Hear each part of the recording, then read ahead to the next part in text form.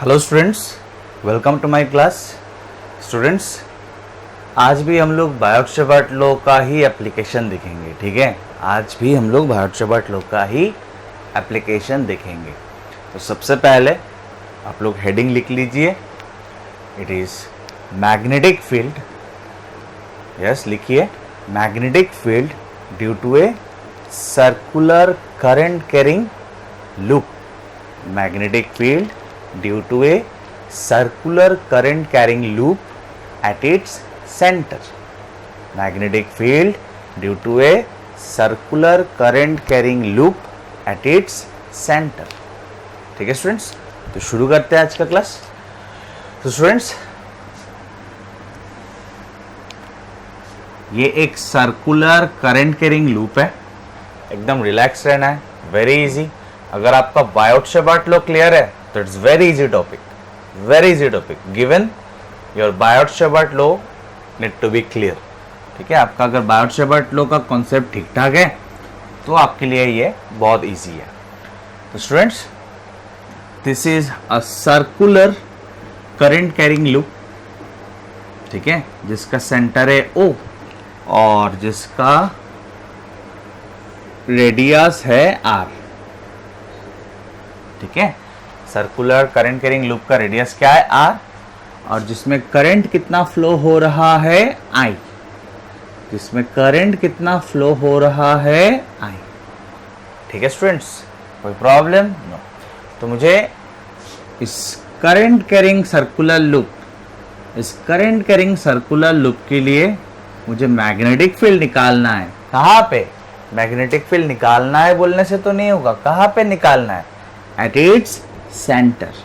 Magnetic field निकालना है कहाँ पे? Eight its centre. ठीक है स्टूडेंट्स, कोई प्रॉब्लम? नो। तो ध्यान देना है, शुरू कर देते हैं। सो अभी जो आपको दिख रहा है फिगर में वो सब गिवन है। ठीक है, वो सब गिवन है।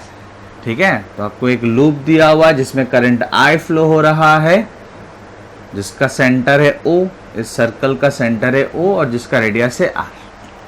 अभी शुरू कर देंगे। तो स्टूडेंट्स, बायोट-शावर्ट लॉ ने तो मैग्नेटिक फील्ड के बारे में बात किया due to current element. From Biot Savart law we know magnetic field due to current element, छोटा सा piece of current carrying wire. तो सबसे पहले करंट एलिमेंट लेते हैं। ध्यान देना स्टूडेंट्स, तो यहाँ पे आप कहीं पे भी ले सकते हो, मैंने यहाँ पे लिया। यहाँ पे मैंने एक करंट एलिमेंट लिया, DL वेक्टर। ठीक है, करंट एलिमेंट का डायरेक्शन किसर होता है स्टूडेंट्स? उस पॉइंट पे करंट की ओर। करंट एलिमेंट का डायरेक्शन किसर होता है? DL वेक्टर का डायरेक्शन किसर है? उस पॉइंट पे करंट की ओर। तो उस पॉइंट पे करंट किसर है स्टूडेंट्स? एकदम रिलैक्स रहना है। हाँ, उस पॉइंट पे करंट किस ओर है? इस ओर है। देखिए ना, इस पॉइंट पे करंट किस ओर है? इस ओर है। ठीक है, so this is the direction of, मैं और ड्रॉ नहीं करूंगा, सिंपल रखते हैं चीजों को। This is the direction of current element. Clear? ठीक है, this is the direction of current element. ठीक है, नेक्स्ट स्टूडेंट्स, कहाँ पे निकालना है? यहाँ पे निकालना है। तो करंट एलिमेंट से उस पॉइंट तक हम लोग क्या ड्रॉ करते हैं? Position vector. करंट एलिमेंट से उस पॉइंट तक जहाँ पे मुझे मैग्नेटिक फील्ड निकालना है, हम लोग वहाँ तक क्या ड्रॉ करते हैं? Position vector. तो DL वेक्टर से सेंटर तक पोजीशन वेक्टर, ये तो ऑलरेडी R है तो इस वेक्टर का नाम दे देंगे R वेक्टर। ठीक है स्टूडेंट्स, करंट एलिमेंट से सेंटर तक हम लोगों ने एक पोजीशन वेक्टर खींचा, R वेक्टर। ठीक है, कोई प्रॉब्लम? नेक्स्ट, ध्यान देना है। सो फ्रॉम, बहुत इजी है स्टूडेंट्स, फ्रॉम बायोट-शावर्ट लॉ, ठीक है, magnetic field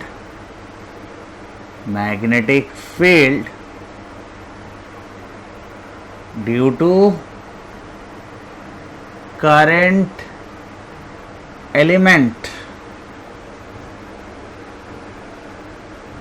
DL vector at magnetic field due to current element, DL vector लिखने की जरूरत नहीं है, magnetic field due to current elements at point O. ठीक है स्टूडेंट्स, तो क्या था एक्सप्रेशन, वेक्टर फॉर्म में लिख लेता हूं फिलहाल। हाँ, DB vector equals to mu naught I by 4 pi. ठीक है, DL vector cross are vector by R cube, यही तो था ना स्टूडेंट्स। तो यहाँ पे करंट एलिमेंट से पॉइंट ओ का यानी कि सेंटर ओ का पोजीशन वेक्टर क्या है, आर वेक्टर, तो यहाँ पे आर वेक्टर ही है। ठीक है, और यहाँ से यहाँ तक का लेंथ क्या होगा, यहाँ से यहाँ तक का लेंथ मतलब तो वेक्टर का मैग्नीट्यूड, तो यहाँ से यहाँ तक का length R, which is basically radius of this circle. ठीक है स्टूडेंट्स, कोई प्रॉब्लम? नेक्स्ट, थोड़ा ध्यान देते रहना, it's very easy students. DL vector किस ओर है, it is along the tangent, it is along the tangent, मतलब इस पॉइंट पे करंट जिस ओर है उस ओर है, इस पॉइंट पे करंट जिस ओर है उस ओर है, तो इस पॉइंट पे करंट तो ऐसा है, तो आप बेसिकली डीएल वेक्टर किस ओर है, टेंजेंट की ओर है। तो students tangent and radius is perpendicular to each other, आपको पता है? यस सर, पता है। Tangent and radius is always perpendicular to each other, so dl vector दिख भी तो रहा है ना क्लियरली आपको, dl vector and are vector they are perpendicular to each other. Clear students? So ध्यान देना है, ध्यान देना है। अभी मैग्नीट्यूड के फॉर्म में लिखेंगे, इसको मैग्नीट्यूड में लेके जाएंगे, ठीक है ना। सो और डीबी, इसका डायरेक्शन किस ओर है स्टूडेंट्स, डायरेक्शन किस ओर है? अच्छा ठीक है, डायरेक्शन बाद में देखेंगे, ठीक है, अच्छा होगा, कोई प्रॉब्लम नहीं है, बाद में मतलब अभी देख लेंगे। सो इसका मैग्नीट्यूड लिख लेते हैं। सो डीबी इक्वल्स टू क्या होगा, mu naught I by 4 pi DL R, sine theta ना बोल के ज्यादा अच्छा रहेगा अगर आप बोलोगे sine of angle between DL vector and are vector, sine of angle between DL vector and are vector, DL vector इस और आर वेक्टर इस और, DL vector is along tangent and r vector is along radius, tangent and radius are perpendicular to each other, तो यहाँ पे क्या आएगा students 90 degree, ठीक है, और डिवाइडेड बाय r क्यूब। ठीक है स्टूडेंट्स, एक एक r कैंसिल हो जाएगा। सो और dB equals to mu naught i by 4 pi dl by एक एक R cancel, sine 90 degree is 1, एक एक आर कैंसिल, तो नीचे क्या रह गया, आर स्क्वायर। क्लियर? डायरेक्शन देख लेते हैं स्टूडेंट्स, डायरेक्शन कैसे निकालते हैं, डीबी वेक्टर का डायरेक्शन किस ओर है, it is along DL vector cross are vector, it is along DL vector cross are vector. DL vector cross are vector कैसे निकालते हैं, वेरी सिंपल, राइट हैंड के फिंगर्स को डीएल से आर की ओर घुमाना है, डीएल से आर की ओर घुमाना है, तो आप देख ही सकते हो मैं डीएल से डीएल आर ना, तो डीएल से आर की ओर घुमा रहा हूं, मेरा थंब किस ओर है, अंदर की ओर, अंदर की ओर, तो my thumb will give you the direction of DL vector cross are vector, my thumb will give you the direction of DL vector cross are vector. Clear? So और एक बार लास्ट टाइम, मैग्नेटिक फील्ड किस ओर है, it is along DL vector cross are vector, and dl vector cross are vector, DL vector cross are vector किस ओर है, अंदर की ओर।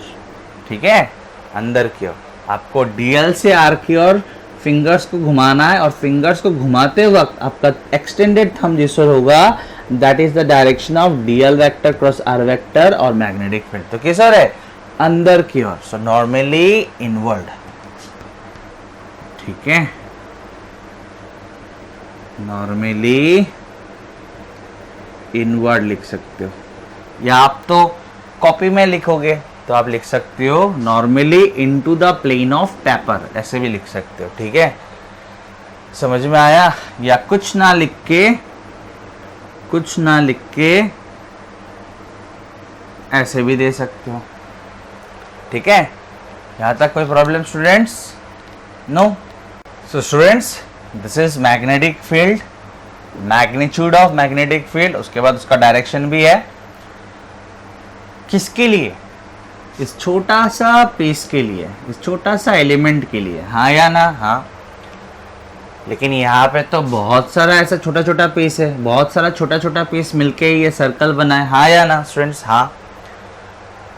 तो छोटा पीस का मैग्नेटिक फील्ड इतना है, तो पूरा सर्कल का मैग्नेटिक फील्ड कितना होगा?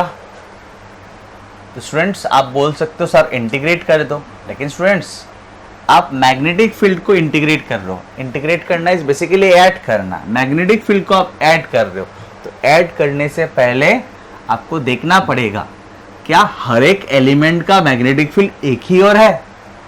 क्या हर एक एलिमेंट का मैग्नेटिक फील्ड एक ही ओर है? अगर एक ही डायरेक्शन में होगा तभी आप ऐड कर पाओगे. We know that vectors are, if vectors are along the same direction then only we can add. ठीक है. तो ये तो magnetic field due to this element है. क्या हर एक एलिमेंट का मैग्नेटिक फील्ड अंदर की ओर होगा? ठीक है. इस एलिमेंट के लिए यहाँ पे अंदर की ओर है, क्या हर एक एलिमेंट के लिए अंदर की ओर होगा? चलिए चेक करते हैं. तो स्टूडेंट्स मैं इसके लिए यहाँ पे दिखा देता हूँ, इस फिगर को खराब नहीं करता. So this is my current carrying loop. ठीक है. तो ध्यान देना है, इसी फिगर को यहाँ पे दिखा रहा हूँ. ठीक है. आप कहीं पे भी करंट एलिमेंट ले लीजिए. फॉर एग्जांपल यहाँ पे ले लेते हैं. ठीक है. अगर आप यहाँ पे करंट एलिमेंट ले लोगे तो ये हो जाएगा आर वेक्टर. ठीक है. सो देखते हैं यहाँ पे डायरेक्शन क्या होता है. DL R.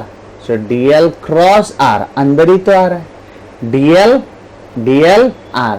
So DL cross R, अंदर ही तो आ रहा है. ठीक है. समझ में आया? कहीं पे भी लीजिए आप, कहीं पे भी लीजिए. जैसे कि यहाँ पे लेना चाहे यहाँ पे ले सकते हैं. यहाँ पे तो करंट नीचे की ओर आ रहा है ना, ऐसे घूम के नीचे की ओर आ रहा है. So this is the direction of DL vector, नीचे की ओर. और यहाँ से जहाँ पे निकालना है पोजीशन वेक्टर खींचिए, r vector. So dl is और this is the direction of dl and this is r vector. Dl से आर घुमाइए. सो डीएल डीएल डीएल है ना, डीएल की ओर रखा कि नहीं मैंने, नीचे की ओर. डीएल से आर तो अंदर की ओर ही तो है. डीएल से आर, डीएल से आर, अंदर की ओर ही तो है. तो स्टूडेंट्स यहाँ पे आप कहीं पे भी एलिमेंट लीजिए, इस सर्कुलर लूप के कहीं पे भी आप करंट एलिमेंट लीजिए, at the centre of the loop magnetic field due to all such elements are along the same direction. यहाँ पे कहीं पे भी आप एलिमेंट लीजिए, इस पॉइंट पे यानी कि सेंटर पे हर एक एलिमेंट का मैग्नेटिक फील्ड एक ही डायरेक्शन में आ रहा है. ठीक है. तो बिकॉज हर एक एलिमेंट का मैग्नेटिक फील्ड एक ही डायरेक्शन में आ रहा है, दैट मीन्स मैं ऐड कर सकता हूँ, हर एक एलिमेंट का मैग्नेटिक फील्ड को ऐड कर सकता हूँ to find the total magnetic field at the centre. And add करना इज बेसिकली इंटीग्रेट करना. ठीक है. इंटीग्रेट करना इज बेसिकली ऐड करना. सो ध्यान से सुनना students. So therefore total magnetic field, total magnetic field at center O. Total magnetic field at center O. Integration of magnetic field due to छोटा छोटा करंट एलिमेंट है कि नहीं. Addition of magnetic fields due to all current elements. Yes और no? Yes. अभी तो बहुत easy है. So implies B equals to dB के जगह पे dB बिठाइए. कॉन्स्टेंट्स को पहले से बाहर कर देता हूं. Mu naught is a constant, I constant current flow हो रहा है, 4 is a constant, pi is a constant, R तो रेडियस ऑफ द सर्कल है, वो भी तो कांस्टेंट है. Radius of the circle change होगा नहीं. So integration of dl, integration of dl. dl क्या है? करंट एलिमेंट, बेसिकली छोटा सा लेंथ, बेसिकली छोटा सा लेंथ, सर्कुलर लूप का छोटा सा लेंथ. तो इसका मतलब पूरा लेंथ क्या है इसका, ठीक है, इसका पूरा लेंथ क्या है, तो आप बोलोगे सरकमफरेंस है। सो बेसिकली लिमिट होगा फ्रॉम 0 टू 2 पाई आर। समझ में आया होगा। इस सर्कल का छोटा सा लेंथ है डीएल, छोटा सा लेंथ है डीएल, ठीक है। तो डीएल का एक्सट्रीम्स वैल्यू मतलब सबसे मिनिमम वैल्यू क्या होगा 0, और पूरा सर्कल का क्या होगा 2 पाई आर।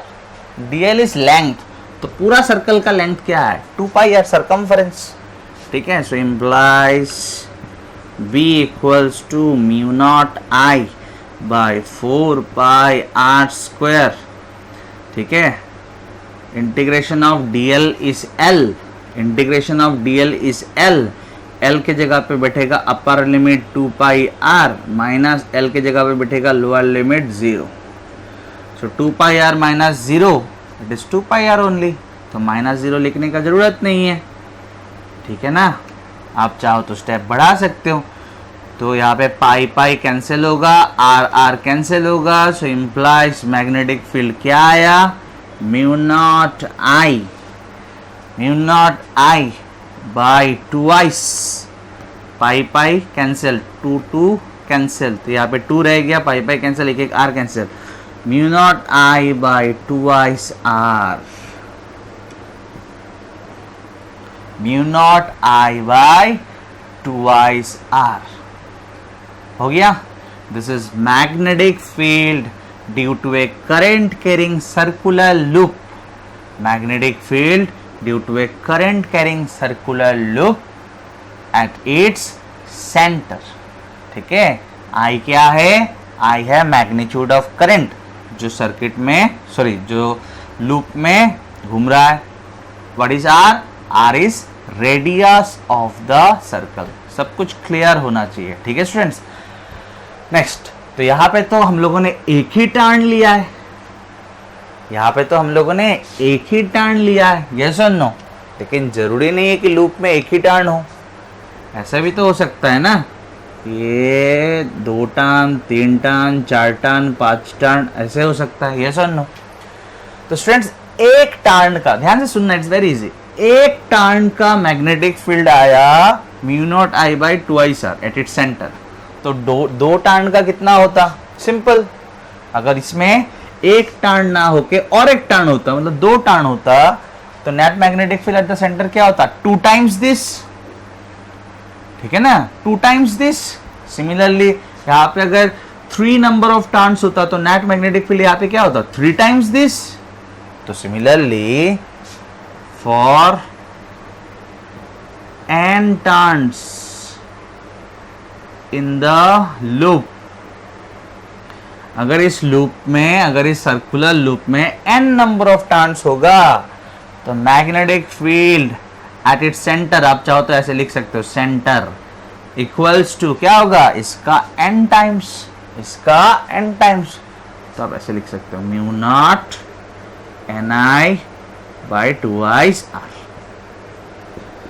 क्लियर स्टूडेंट्स, समझ में आया, बहुत इजी था, है कि नहीं स्टूडेंट्स। अभी हम लोग रूल्स देखेंगे, किस चीज का rules, circular current carrying loop के सेंटर में मैग्नेटिक फील्ड का डायरेक्शन कैसे निकाले। एक सर्कुलर करंट कैरिंग लूप के सेंटर में मैग्नेटिक फील्ड का डायरेक्शन कैसे निकाले उसका रूल, ठीक है स्टूडेंट। सो क्या लिखा मैंने, rules for finding the direction of a magnetic field, ठीक है, due to a circular current loop, direction of magnetic field due to a circular current carrying loop, ठीक है। सो स्टूडेंट्स यहाँ पे आप देख सकते हो मैंने 2 लूप ड्रॉ करके रखा, इसमें करंट एंटी क्लॉकवाइज घूम रहा है और इसमें करंट क्लॉकवाइज घूम रहा है, ठीक है, ध्यान देना है, जस्ट वेरी इजी। तो सबसे पहले देखते हैं right hand thumb rule, very easy. तो आपको आपका राइट हैंड लेना है और जिस और करंट है, जिस और करंट है उस ओर फिंगर्स को ऐसे घुमाना है, किस ओर पॉइंट करके, करंट की ओर। करंट ऐसे घूम रहा है ना, तो ऐसे घुमाइए। करंट ऐसे घूम रहा है तो ऐसे घुमाइए। जैसे करंट घूम रहा है वैसे फिंगर्स को कर्ल करना है, और फिंगर्स किस ओर पॉइंटेड होगा, करंट की ओर। ठीक है, यहाँ पे ऐसे घूम रहा है, यहाँ पे ऐसे घूम रहा है। ठीक है, घुमाते वक्त मतलब फिंगर्स को कर्ल करते वक्त आपका जो थंब होगा, thumb, extended thumb, that extended thumb will give you the direction of magnetic field. That extended thumb will give you the direction of magnetic field. Students, ये कोई कॉन्सेप्ट नहीं दे रहा हूँ, जस्ट आपको रूल दे रहा हूँ कि कैसे आप याद रख सकते हो। ठीक है ना। तो यहाँ पे मैग्नेटिक फील्ड का डायरेक्शन किस ओर होगा स्टूडेंट्स? यस, किस ओर होगा? ऐसे घुमाइए अंदर की ओर। किस ओर? थंब किस ओर है मेरा? अंदर की ओर, सो इनवर्ड। क्लियर? समझ में आया? और यहां पे किस ओर है? थंब किस ओर है मेरा? बाहर की ओर, आउटवर्ड। वेरी इजी, यस और नो? Yes sir.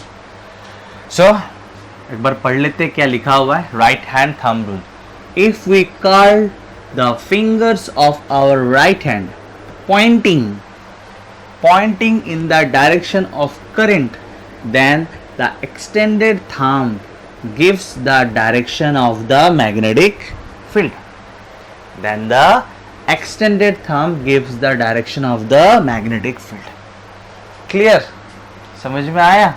कोई प्रॉब्लम यहाँ तक? नो। तो स्टूडेंट्स ये वाला क्लियर ना। नेक्स्ट और एक बात स्टूडेंट्स, आगे जाके हम लोग और पढ़ेंगे मैग्नेटिक डाइपोल पढ़ेंगे, मैग्नेटिक डाइपोल।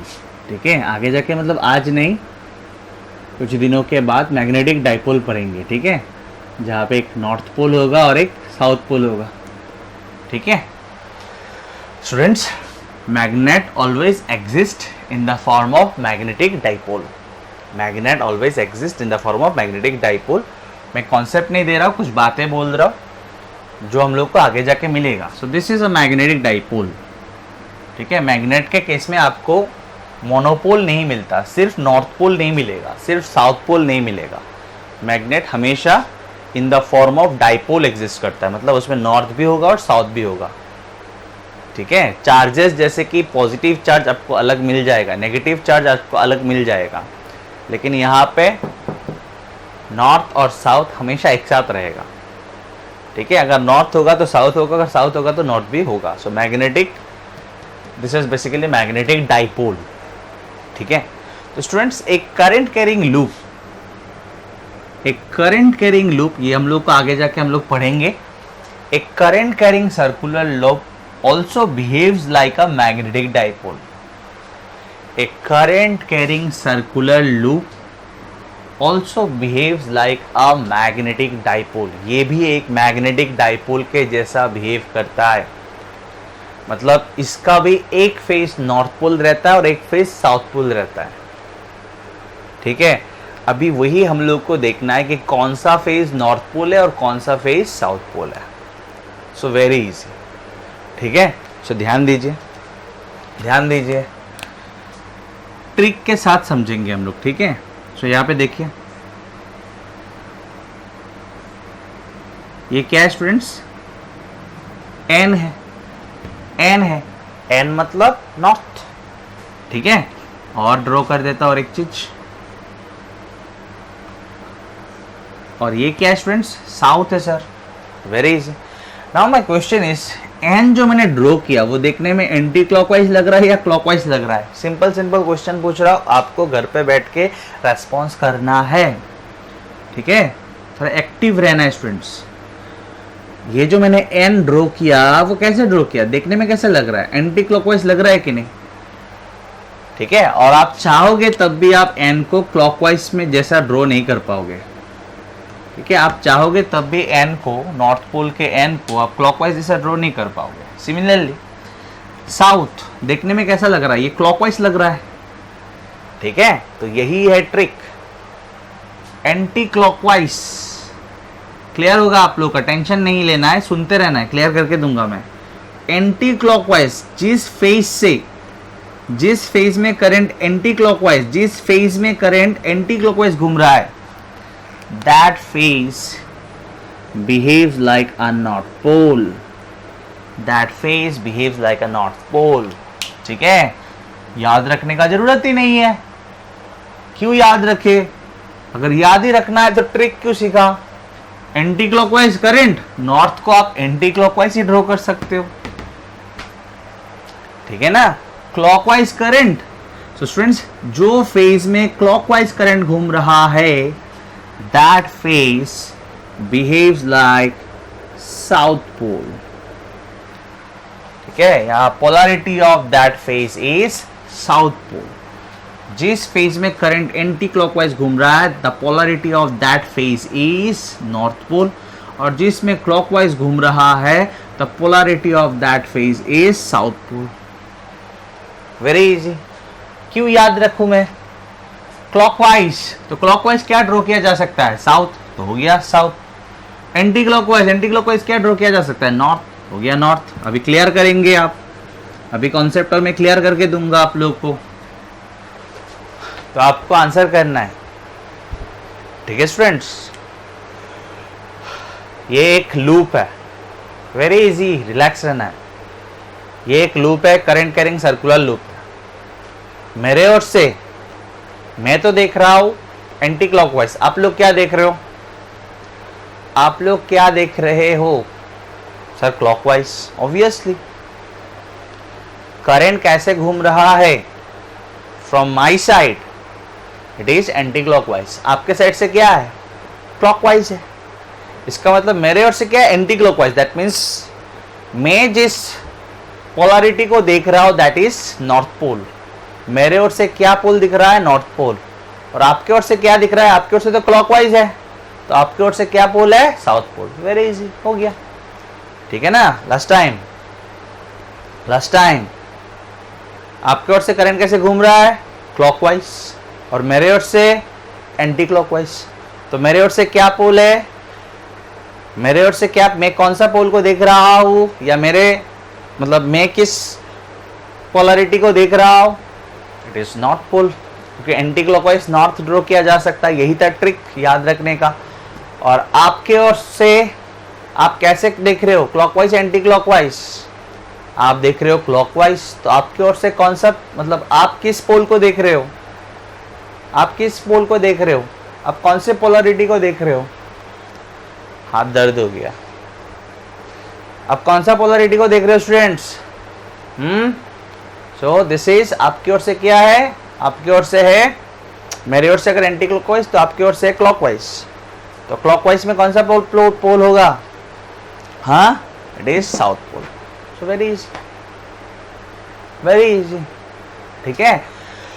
तो ऐसा नहीं है कि ये एक अकेला नॉर्थ पोल है और ये अकेला साउथ पोल है, ऐसा नहीं है। जिस फेज आपको, मतलब इस साइड से आपको तो एंटी क्लॉकवाइज दिख रहा है, तो बोर्ड के पीछे से जाओगे, बोर्ड के पीछे से देखोगे तो ये क्लॉकवाइज घूमता हुआ दिखेगा, जैसे कि अभी मैंने दिखाया। आप बोर्ड के सामने से देख रहे हो तो ये एंटी क्लॉकवाइज दिख रहा है। दैट मीन्स यहां से जो हम लोग देख रहे हैं ये कैसा पोल है? नॉर्थ। और बोर्ड के पीछे से अगर देखेंगे तो करंट कैसा घूमेगा? क्लॉकवाइज। तो बोर्ड के पीछे से ये क्या दिखेगा मुझे? साउथ। ठीक है, समझ में आया? ठीक है, तो इसमें नॉर्थ साउथ है और इसमें भी नॉर्थ साउथ है। तो रूल क्या कहता है? आपको अगर एंटी क्लॉकवाइज करंट घूमते हुए दिख रहा है किसी एक साइड से, ठीक है, आप जहां पे हो वहां से अगर एंटी क्लॉकवाइज करंट घूमते हुए दिख रहा है, दैट मीन्स आप नॉर्थ पोल को देख रहे हो। आपके और नॉर्थ पोल है, ठीक है। और आपको अगर क्लॉकवाइज करंट घूमते हुए दिख रहा है,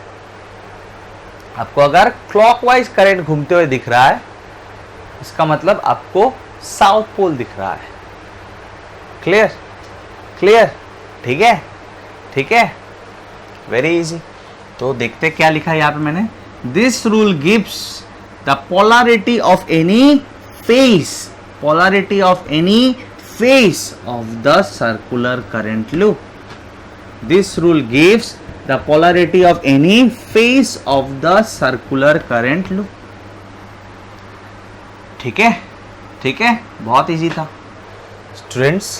अभी हम लोग देखेंगे magnetic field due to a current carrying arc. ठीक है, ये आप लोग लिख लीजिए heading, magnetic field due to a current carrying arc. So एकदम इजी।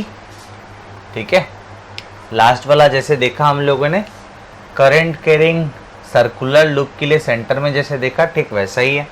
ठीक है, कोई चेंजेस नहीं है। तो स्टूडेंट्स फिर भी आप लोग ध्यान दे दीजिए। तो जैसे कि आप देख सकते हो यहाँ पे ब्लैक कलर का ये एक आर्क है। ठीक है, इसका कुछ नाम भी आप दे सकते हो, देना चाहो। This is an arc, let this be A B. सो ये एक आर्क है, आर्क जिसमें करंट क्या फ्लो हो रहा है, आई। ठीक है, दिस इज एन आर्क जिसमें करंट क्या फ्लो हो रहा है, आई। ठीक है, और इस आर्क ने सेंटर में, इस आर्क ने सेंटर में कितना एंगल सबटेंड किया, theta.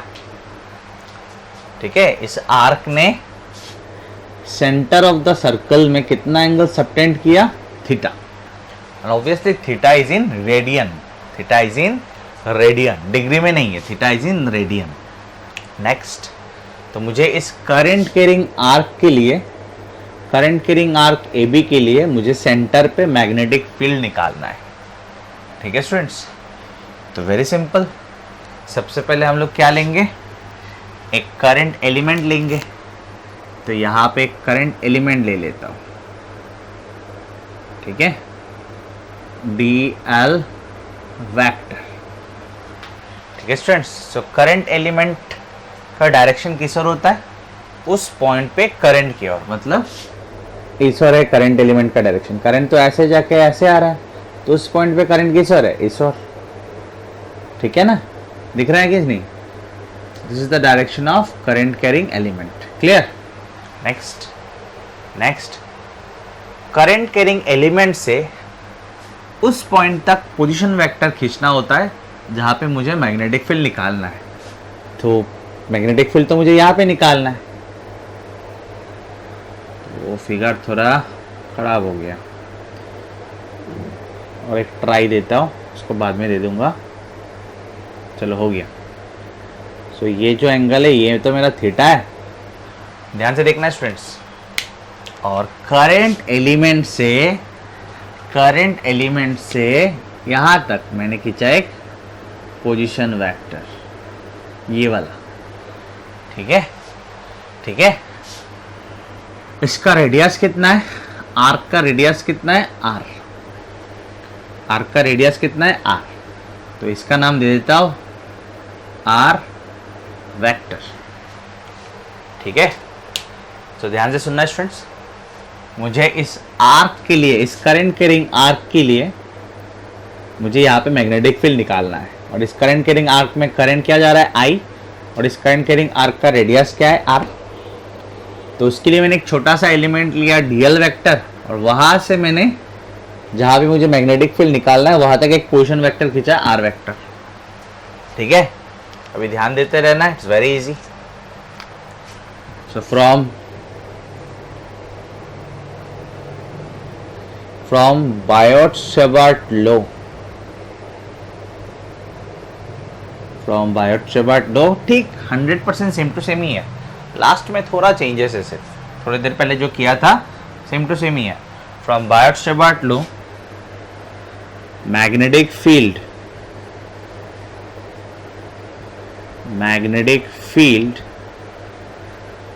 Due to the current element, magnetic field due to the current element. ठीक है, तो क्या होगा magnetic field, DB vector equals to mu naught I by 4 pi DL vector cross R vector by R cube. ये था ना इन vector form. ठीक है, ठीक है। तो क्लियरली आप देख सकते हो कि डीएल वेक्टर इस ओर है which is along the tangent at this point, ठीक है ना। So tangent and are vector is basically radius है। So tangent and radius always perpendicular to each other, tangent and radius is always perpendicular to each other, ठीक है। सो ध्यान देना है। तो मैग्नीट्यूड अगर लिखेंगे, इसके बाद अगर मैग्नीट्यूड लिखेंगे तो क्या आएगा, mu naught I by 4 pi D L R sign क्या आएगा 90 डिग्री बाय आर स्क्वायर, ठीक है, ठीक है। थीटा क्या था, angle between DL vector and position vector. तो dl vector and position vector के बीच में एंगल क्या है, 90 डिग्री है। Clear students. So implies dv equals to mu naught I by 4 pi, एक एक r कैंसिल, एक एक r कैंसिल, साइन 90 डिग्री 1, तो नीचे एक r रह जाएगा। यहाँ पे सॉरी स्टूडेंट्स, यहाँ पे r क्यूब था ना, तो मुझे यहाँ पे r क्यूब देना था, तो एक एक r कैंसिल हो जाएगा, एक एक r कैंसिल हो जाएगा, तो यहाँ पे रह जाएगा r स्क्वायर, ठीक है। मैंने यहाँ पे r क्यूब था, मैंने यहाँ पे r स्क्वायर लिख दिया था, ठीक है students. So mu naught I by 4 pi are square, sine 90 तो 1 क्या रहेगा dl, ठीक है स्टूडेंट्स। कोई प्रॉब्लम, कोई प्रॉब्लम है? नो, ध्यान देते रहना है सिर्फ आपको। तो स्टूडेंट्स आप यहाँ पे ना लेके कहीं पे भी एलिमेंट लीजिए, यहाँ पे मैग्नेटिक फील्ड का डायरेक्शन सेम आएगा, ठीक है। आप कहीं पे भी एलिमेंट लीजिए, यहाँ पे यहाँ पे यहाँ पे यहाँ पे, यहाँ पे क्या है डायरेक्शन अभी for this element, DL vector किस ओर है, ऐसे ना, इधर है ना, और आर वेक्टर तो नीचे है, डीएल वेक्टर इधर, आर वेक्टर नीचे। सो डीएल से आर, डीएल से आर किस ओर है, किस ओर है, इस ओर, dl cross r, dl cross r किस ओर है, अंदर की ओर, ठीक है। तो कहीं पे भी आप एलिमेंट लीजिए, कहीं पे भी, ऐसा है ना, आप यहाँ पे एलिमेंट ले लीजिए, आप यहाँ पे एलिमेंट ले लीजिए और यहाँ से पोजीशन वेक्टर खींचिए, ठीक है। सो डीएल इस ओर, आर इस ओर, सो डीएल क्रॉस आर, तो अभी भी तो अंदर ही है।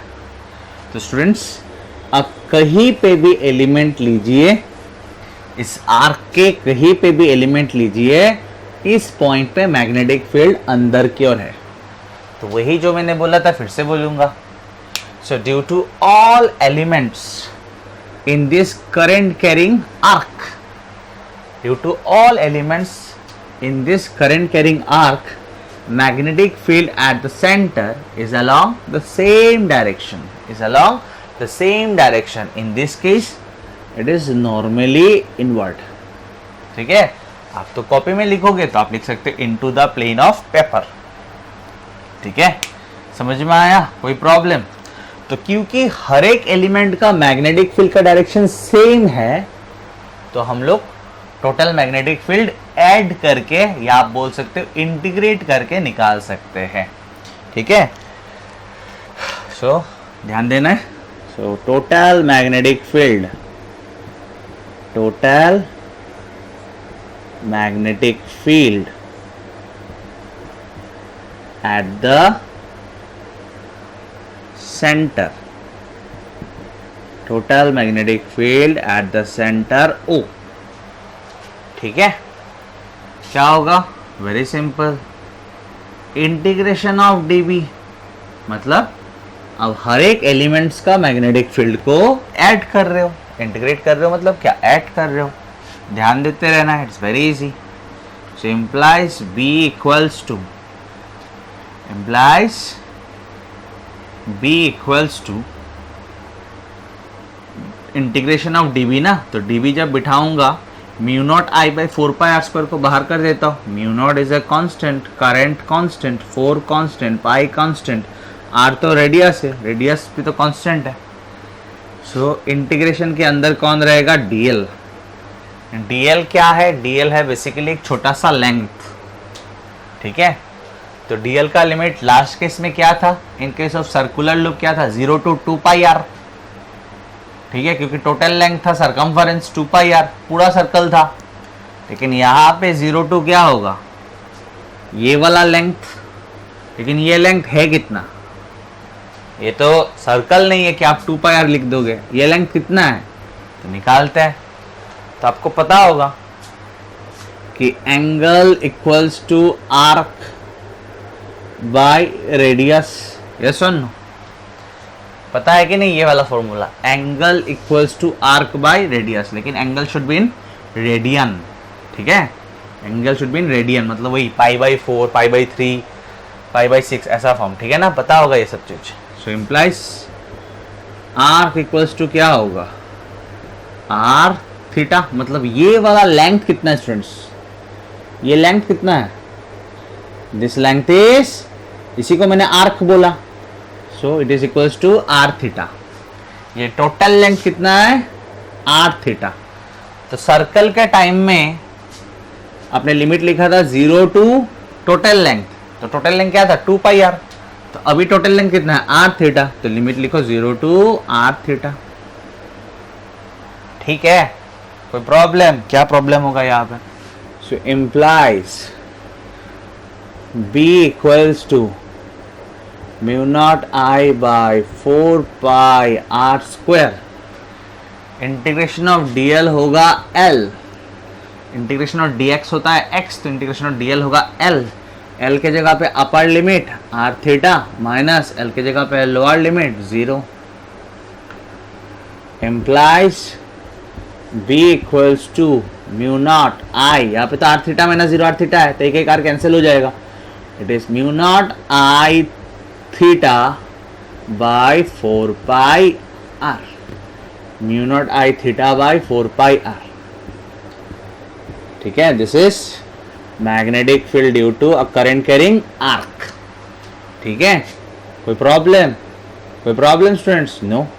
व्हाट इज I वो करंट है जो फ्लो हो रहा है, व्हाट इज R, आर्क का रेडियस थीटा, उस आर्क ने सेंटर में कितना एंगल सबटेंड किया, ठीक है, angle subtended by the arc eight its centre, ठीक है, and theta should be in radian, theta should be in radian, ठीक है ना, समझ में आया, कोई प्रॉब्लम, नो। अभी आप चाहो तो स्पेशल केस देख सकते हो, ठीक है, स्पेशल केस देख सकते हो, या इसी से आप सेंटर क्या कहते हैं सर्कल का भी निकाल सकते हो। ये स्टूडेंट्स आप लोग लिख लीजिए, मैं रब कर रहा हूँ अभी, हाँ ठीक है, तो मैं रब कर रहा हूँ, तो यहाँ पे देखिए अभी रब कर रहा हूँ,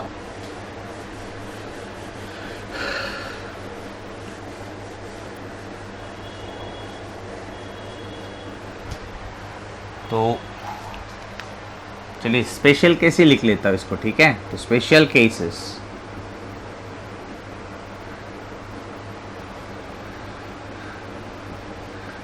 अगर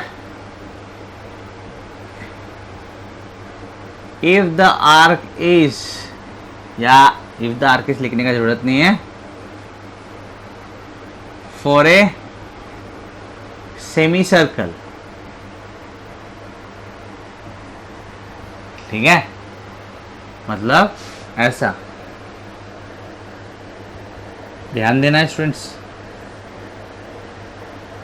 ठीक है, तो ये एक सेमी सर्कल है जिसमें करंट जा रहा है I, इसका रेडियस R मान लेते हैं, ठीक है ना, तो इसने कितना एंगल सबटेंड किया यहाँ पे, इट इज 180 डिग्री, यस और नो।